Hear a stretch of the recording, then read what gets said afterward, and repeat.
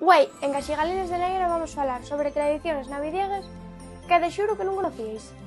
El ramo Nadal e un ornamento de origen pagano recuperado nos caberos años del Nadal. Muchos coinciden que tiene origen precristiano, que nació como especie preludio en la primavera.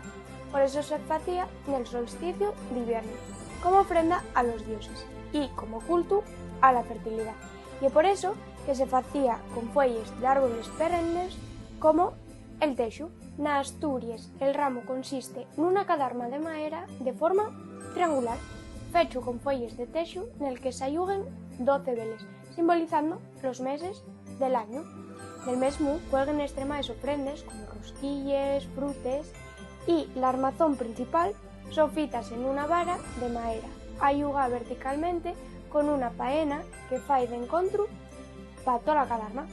Esta tradición acabó tomando la iglesia y a través de les pastorais fíxose bien popular en zonas como Salamanca, Zamora y Asturias. El 24 de Avientu celebrase en todo o mundo occidental la víspera de la Navidad.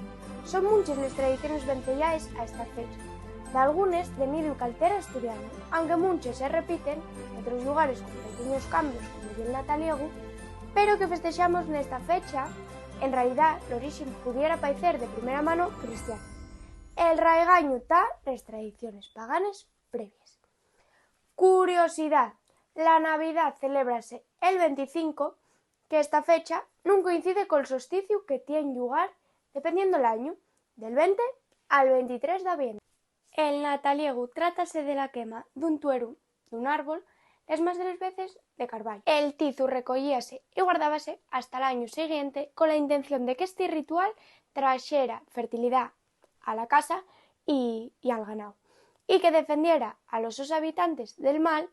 Y aunque la tradición asturiana, como decíamos antes, como el nataliego, o acciones asemelladas repítense en otros puntos de Europa, como en Alemania o Portugal. Mirad para acá quien acabo a topar.